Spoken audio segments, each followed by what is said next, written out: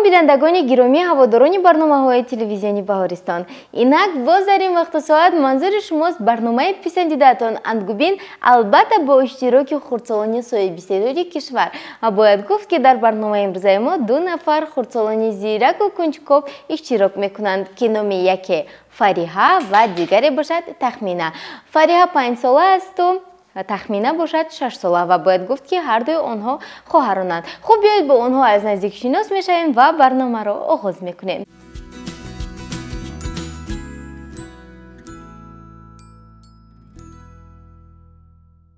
سلام بچه ها. سلام. با برنامه ما خوش آمدید. رحمت. سلامت باشید. اکنون درباره خودتان کمی با ما نقل کنید. من قربانزاده تخمینه باشم. من در باغچه رقمی 118 تعلیم و تربیه میگیرم. من 6 ساله باشم. آفرین. خب شما چی فریحه جون؟ من قربانزاده فریحه باشم. من در باغچه 118 تعلیم و تربیه میگیرم. آفرین. در عائلتون چند نفرید؟ ما در عائلمون 8 نفریم. او خیلی عائله کلان داشتید ها؟ کنی نوبر کنید از این عائلتون رو؟ پدرم، مادرم، بیبیم، بابام، اکم، خواهرم، دادرچم و خودم. 1 و 2 و 3 و 4 ما چند کسیم در خونه. 1 و 2 و 3 و 4 مادر جانی جانانه، پدر جانی یگانه، بیبی و قند و عسل، بابا جان و جگر، هم خواهر و برادر، هم سکچه پشتی در. آفرین. اکنون شما درباره مادر شعر گویید. مادر جانی من برد هر پگاه، از استانی من گرفته همراه. جانی منی به سوی باغچه، ولی من باشم با شوقی کلان. به باغچه میرم نزد بچگان. جانی منی شادان و خندان. در اینجا دائم روزی درازه، ما می نمایم شادی و بازی. جانی منی خوشبختی با ماست. آفرین. شما چی میدونید درباره مادر شعر؟ بله. مادر جانی مهربان، خیری تو از برایم که در تمام عالم. تو مادر جان یگانه و مغزم و تو دانه. آفرین. اکنون درباره پدر چی؟ همچون آتش شعله‌ور باشی پدر، مثل خورشیدی سحر باشی پدر. با تو باشم زندگیت پرنشا، تو برایم تاج سر هستی پدر. رفت عمر و مویهایش شد سفید، پادشاهی بحر و بر باشی پدر. بهترین. شما هم میدونید؟ بله. درباره کی میدونید؟ برای کی شعر میدونید؟ برای بابا؟ کنی بلند شعرتون رو خوانید. از دهه دور یک عالمی نور، بابایم آمد های خوش آمد. همراه بابا به خانه ما، بوی خوشی باغ، هوای ایلاق، شمالی عدی، سده های پیر، موج لاله‌زار، نسیمی بهار. ازر در آمد بابایم آمد. آفرین. خوب. اکنون درباره بیبی کی شعر میخواند؟ من. شما؟ مرحمت. بیبی جانم می آید، دل و جانم می آید، از راهی دور می آید، به زور می آید. بیبیم آید ما خرسند، کیسه هایش پر قند و موز می آرد، چیزهای نز می آرد. آفرین. خوب. باز درباره کی شعر میدونید؟ درباره خواهرکتون شعر نمیدونید؟ شما میدونید؟ گل انار گولی انار نغمه تارت بوی بهار خواهرکم اول شب خنده لب خانه گپ خواهرکم مرغ سحر شیر و شکر رنگ پسر خواهرکم حلقه برو لاله بمو غنچه ببو خواهرکم. آفرین. بینندگان عزیز، چطوری که خود شما نشاهد گشتید، اشتراکچیان ما خیلی با هم دوست هستند و البته با یکدیگر در وقت خوندن شعرها و من در رفت برنامه کمک رسانده شدند و از اینجا برمیاد که برنامه امروزه ما خیلی جالب خواهد بود و از این رو با تلویزیون بهارستان و برنامه انگوین بودن رو فراموش نسازید. ما باشیم ادامه میدیم.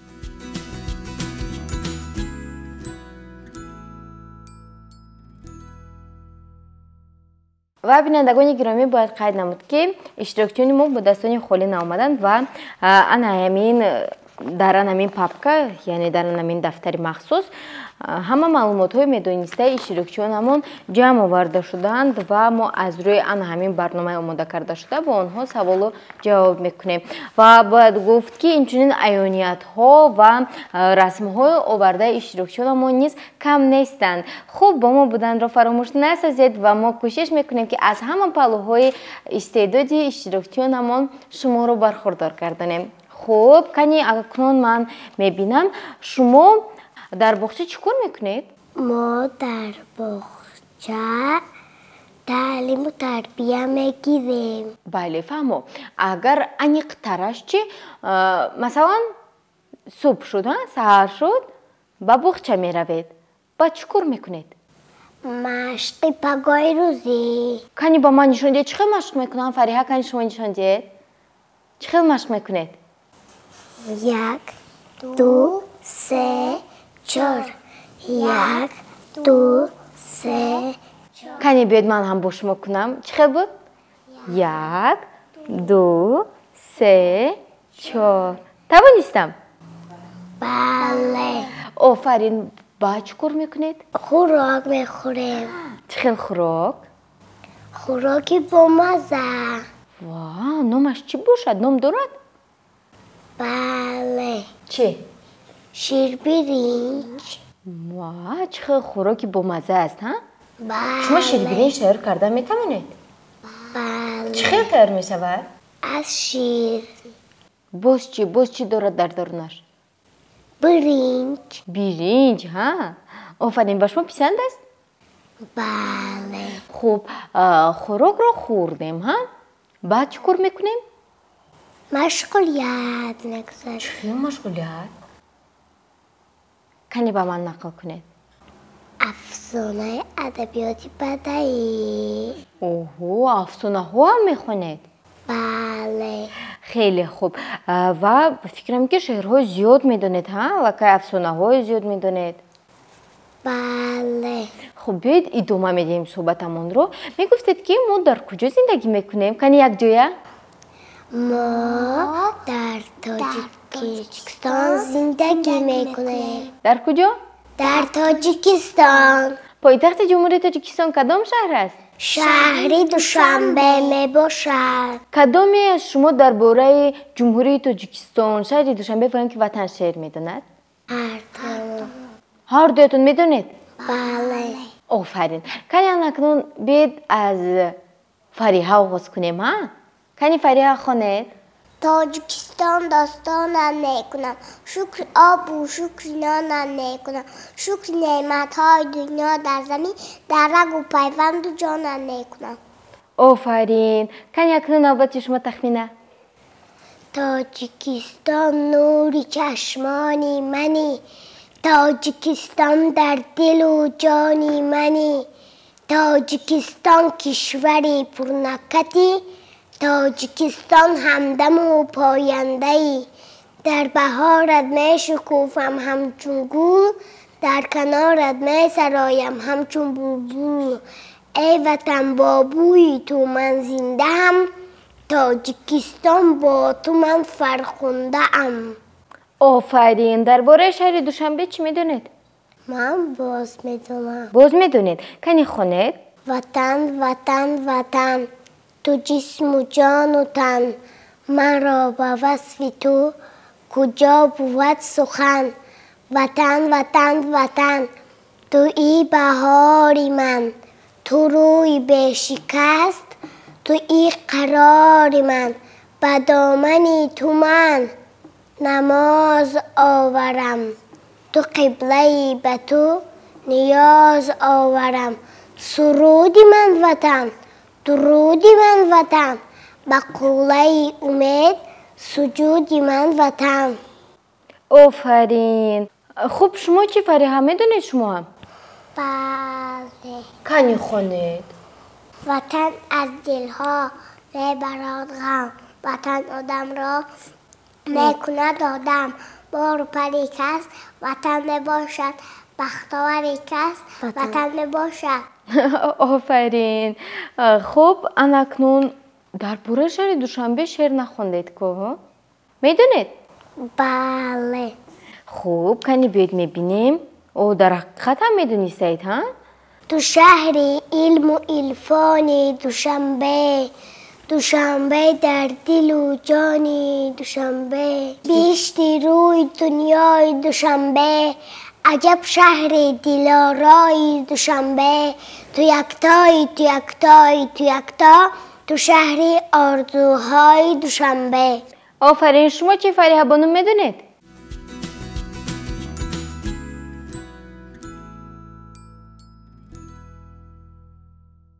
خب مادام که سخن رو درباره تاجیکستان آغاز کردیم میگفتید که قهرمان ها رو نامبر کرده میتوانید؟ بله. کنی قهرمان های جمهوری تاجیکستان رو نامبر کنید؟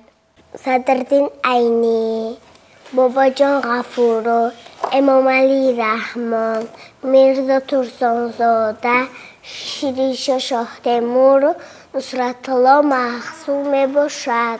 آفرین. فریحه جان پرزیدنت جمهوری تاجیکستان کیست؟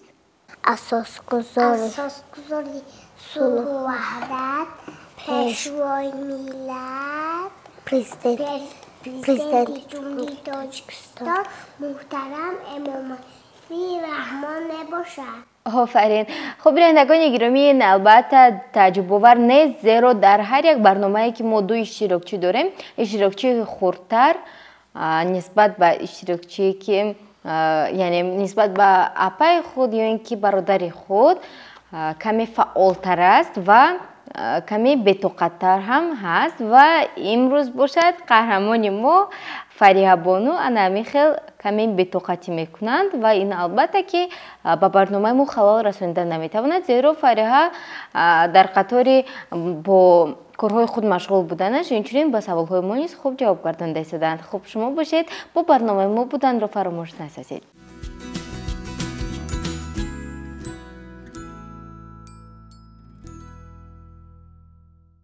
کنی فریحه جان درباره پیشوای ملتمان یگان شعر خوانید؟ سروری تاجیکستان امام علی رحمان زنده باشید دائما برای ما کودکان. آفرین. شما چی میدونید؟ بله. کنی؟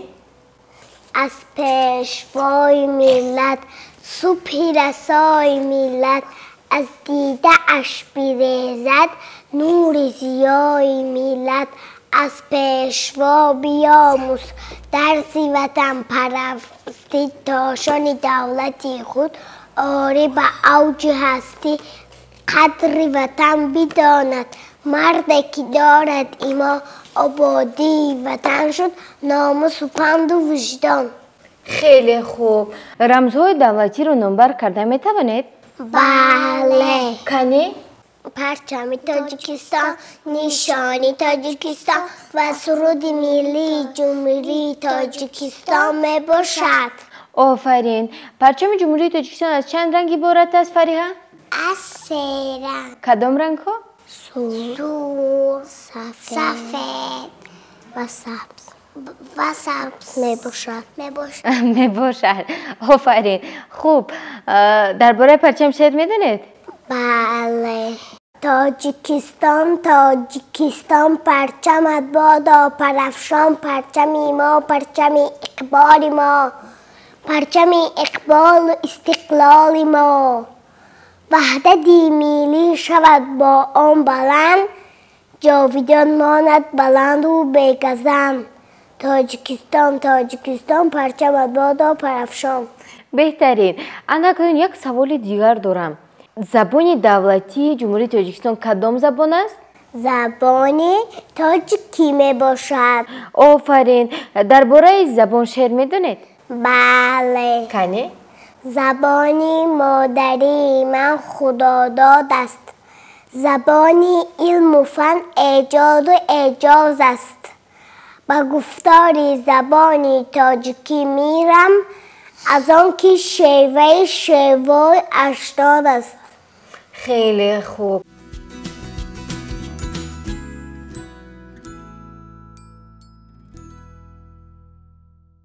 برای ما نفرانی که این زمان با ما پیوستند خاطررسان میشویم که شما برنامه انگوبین رو طریق تلویزیون بهارستان البته با اشتراک فریحه بانو و تخمینه بانو تماشا کرده ایستادید و برنامه ما تا حال ادامه دارد. از این رو با ما بودن را فراموش نکنید. خب شما حساب کرده میتوانید؟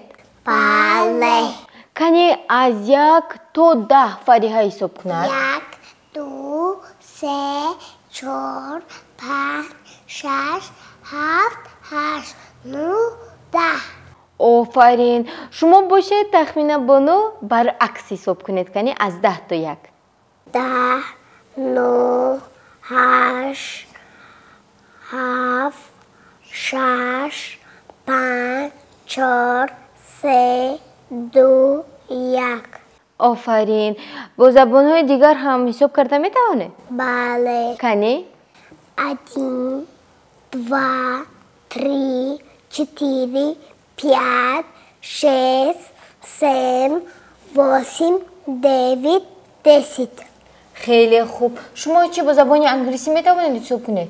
1 2 3 4 5 6 7 8 9 10. آفرین. خوب. یعنی حساب کرده هم میتوانید. اما اکنون در اینجا میدونید یک امنیت خیلی خوب است و من از روی اون من میخوام با شما سوال جواب کنم و بینندگان عزیز چطوری که خودی شما دیده ایستادید اینجا یک چند شکل های گیومتری تصویر یافتند و باید میبینیم که اشتراکچیان ما با این شکل ها شناس هستند یا اینکه نه. اکنون کی میگوید که این کدام شکل گیومتری است؟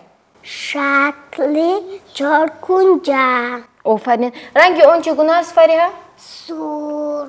سرخ با زبان روسی چی می شود؟ کراسنی. کراسنی. خوب. ایناش چی؟ دور شکل.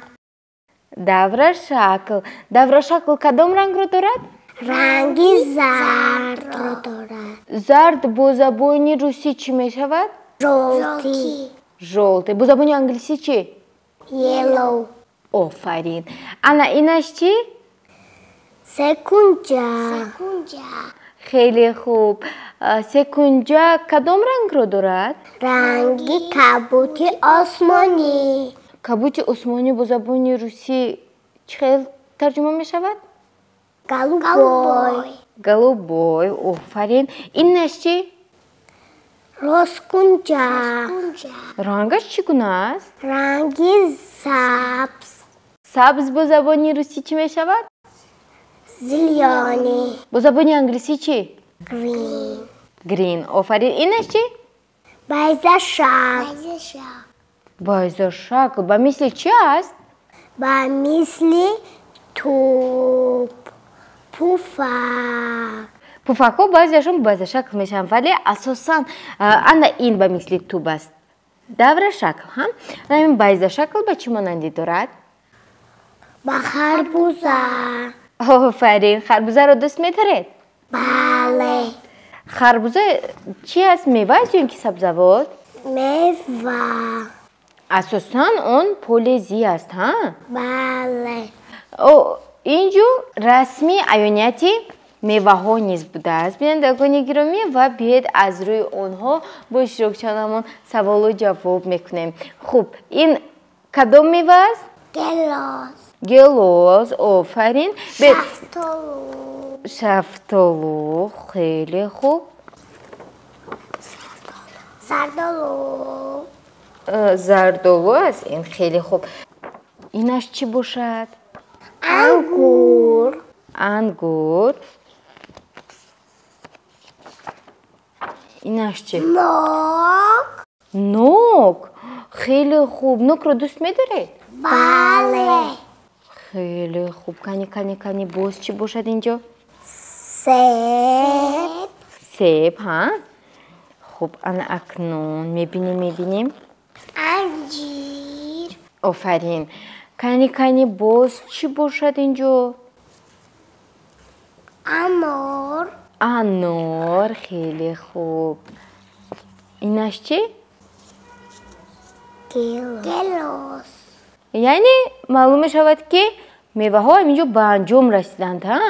بله. من یک چیز رو فراموش کردم از شما پرسم. درباره میوه ها شعر میدونید؟ بله. کنی کی یکو میخوند؟ انارم در هر دانه، شربتم دارد خانه، گل بالای سر دارم، مزه دیگر دارم، هر رنگم آنه یابی، نه سرخم و گلابی، رنگی اناری دارم، پوستی بهاری دارم. آفرین. انا اکنون بیاید اینجا یک چند عینیت های دیگر هم هستند. اینها باشند چی نام دارند؟ سبزوات. سبزوات. بله درست گفتید. این چی است؟ کارتوشکا. کنی اینش؟ پیاز. سبزی بعد از پیاز سبزی می باشد؟ سبزی. بله. اینش چی؟ پمیدور. بیاید باز میبینیم. اینش چی؟ کارتوشکا. اینش هم کارتوشکا. خب انا اکنون سبزوات ها رو هم نام بر کردیم هم. یکون شعر میدونید درباره سبزوات ها؟ بله. کنی تخمینش مخونید. کارتوشکا را نان گویند، قوت و درمان گویند، در روغنش زیربانده کارتوشکا بیریان گوید، لذیذی خوراک را وابسته در آن گوید. آفرین. باز درباره کدام سبزوات شعر میدونید؟ بادرنگ. درباره بادرنگ؟ بله. من بادرنگی گل بسرم، جامه سبز در برم، پرسی اگر عصر من را تاجیکستان از وطن، خورد و کلان با اشتها قرب خورد مرا. آفرین. خودتون بادرنگ رو دوست می‌دارید؟ بله.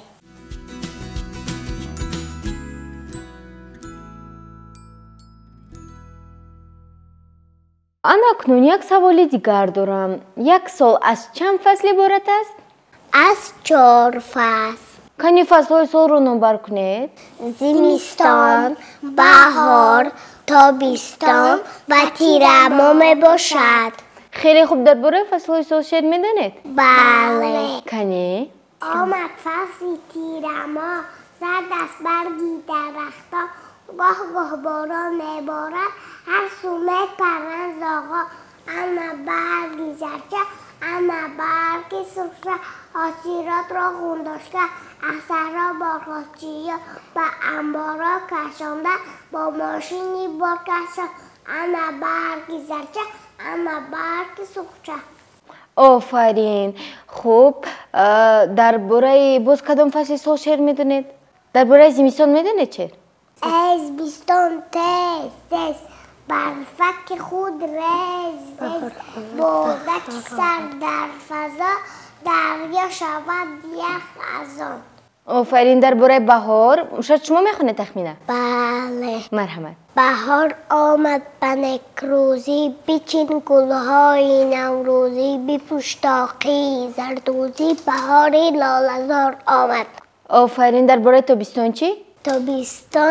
تابستان تابی خود را بیستان، دره و یاله خوشگیر، سوسن و لاله خوشگیر، چو سبزه امنه سوزان، همه شبان و روزان. آفرین. анакнун идома медиҳем, ҳа? Мегуфтед ки кадом фасл ба шумо бештар писанд аст? Кадомашро зиёдтар дӯст медоред? Тобистон. Барои чӣ? Обозӣ. Обозӣ мекунед? Бале. Шумо чӣ кадом фаслро дӯст медоред? Фасли зимистон. Барои чӣ? Барфбозӣ. Шумо оббозиро дӯст медореду Фариҳа бошад барфбозиро, ҳа? Бале. Хеле хуб, идома медиҳем. Инҷо аёнияти ҳайвонҳо ҳастанд. ҳайвонҳои ваҳшӣ. ҳайвонҳо чанд намуд мешаванд? ҳайвонҳо ба ду гурӯҳ. Кани кадом гурӯҳҳо? ҳайвонҳои ваҳшӣ ва ҳайвонҳои хонагӣ мебошад. Офарин. Инҷо анамин кадом ҳайвонҳо ҳастанд? ҳайвонҳои ваҳшӣ. Кани биёед номбар кунед, ин кадом ҳайвон аст? Рӯбо. Хуб, инаш чӣ? Баланг. Инаш чӣ? Шер. Рӯбо. Гур. Гург, ҳа? Хирс. Хирс. Офарин. Инаш чӣ? Рӯбо. Рӯбо. Офарин. Анакнун боз як гурӯҳи дигар буд. Кадом гурӯҳ буд? Кадом гурӯҳи ҳайвонҳо? Гурӯҳи хонагӣ. Хонагӣ ва инҷо аёниятҳои мо марз барои онҳо мебошад. Ин кадом ҳайвон аст? Гов. Гов. Шумо говро дидаед? Бале. Дар куҷо? Дар зоопарк. Офарин. Гов ба мо чӣ медиҳад? Шир. Офарин. Инаш чӣ бошад? Саг. Хеле хуб. Инаш чӣ бошад? Кани. Хар. Хар. Маркаб, ҳа? Анакнун кани мебинем ин кадом ҳайвон бошад? Гӯсфанд. Гӯсфанд. Офарин. Хуб. Бузича. Хеле хуб. Кани инаш чист? Гурба. Гурба чӣ гуна овоз мебарорад? Мяу. Мяу. Мяу. Офарин. Хуб. Инаш чист? Гов. Гов. Яъне мо аллакай дидем, ҳа, ҳайвонҳои хонагиро.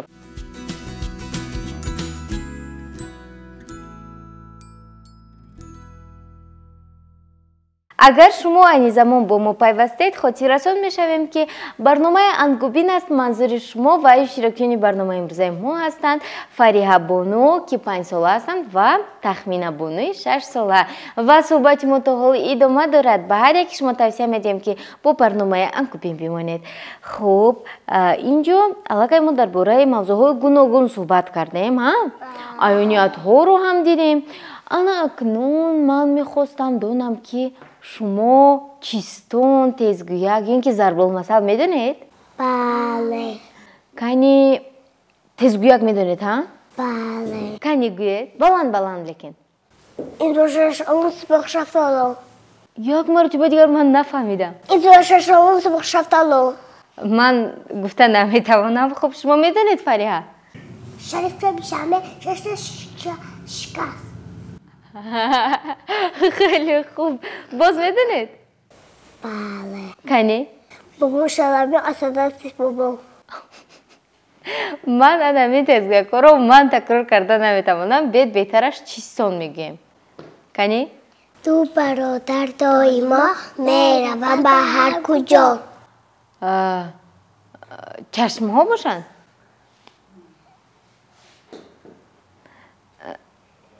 Ду мераванд, ҳа?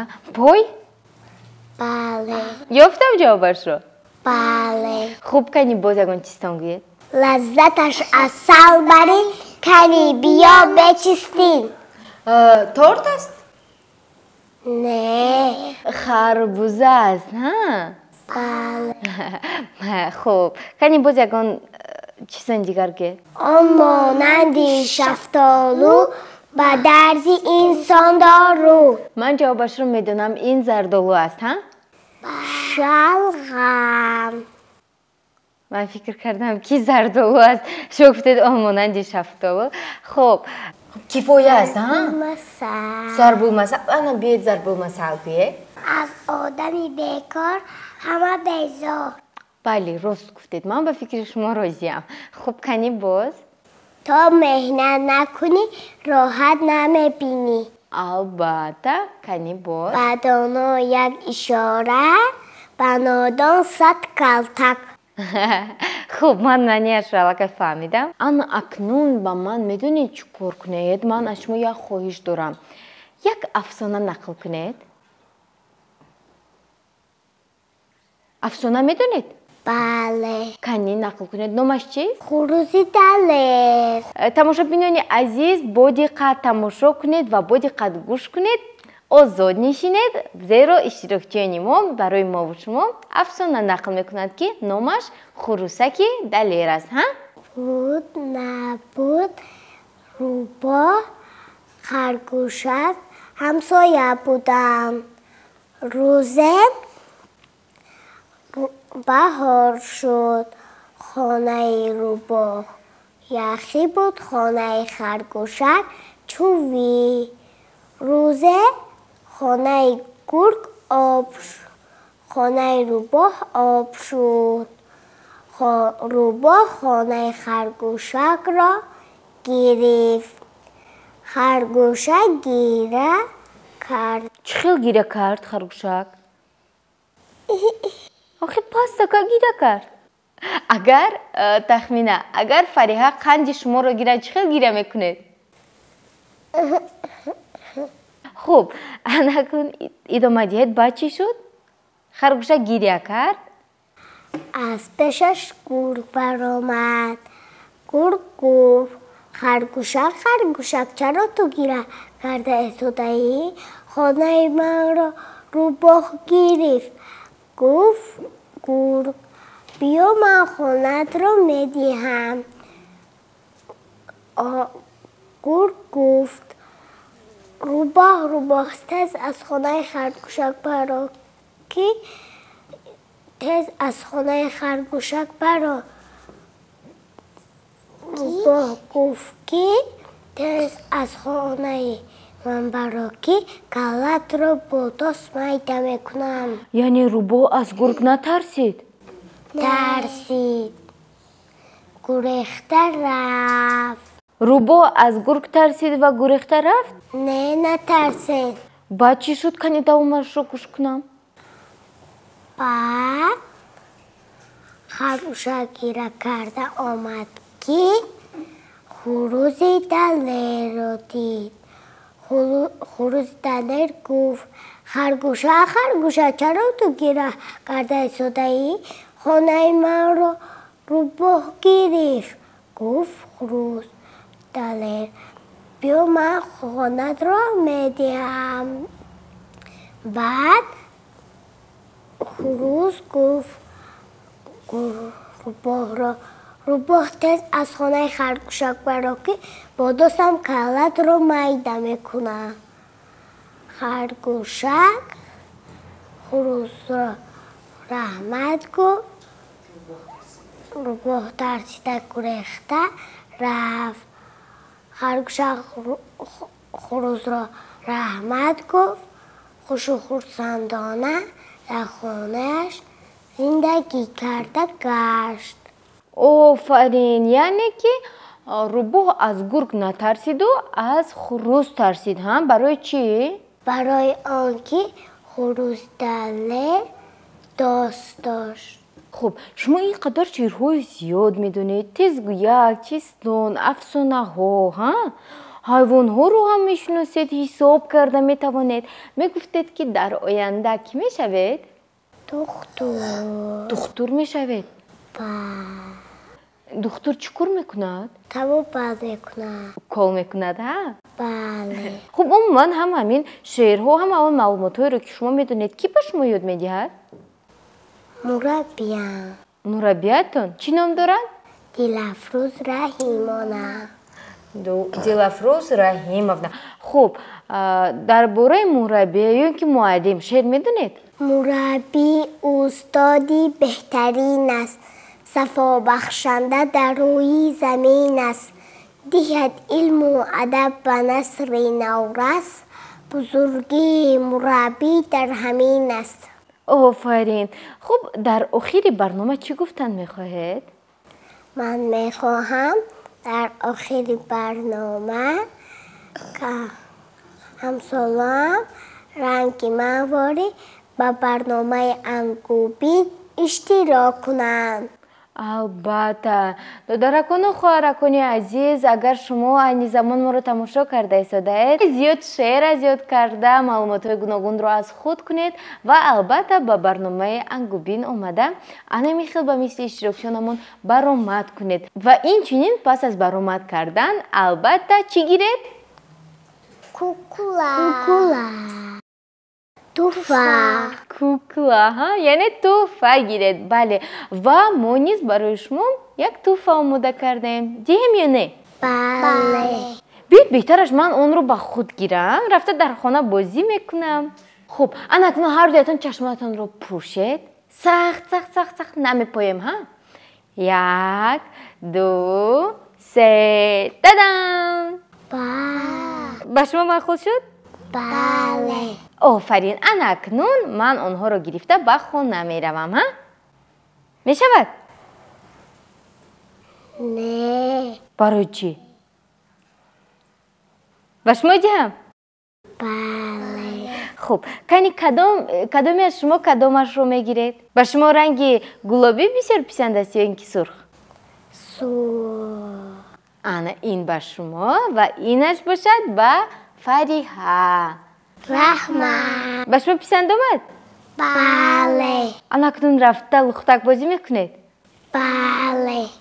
و دوستان عزیز، اینک با شما نیز دارم اینجا خیر خوش نکنیم تا دیدار نوبتی در برنامه انگوبین. خیر.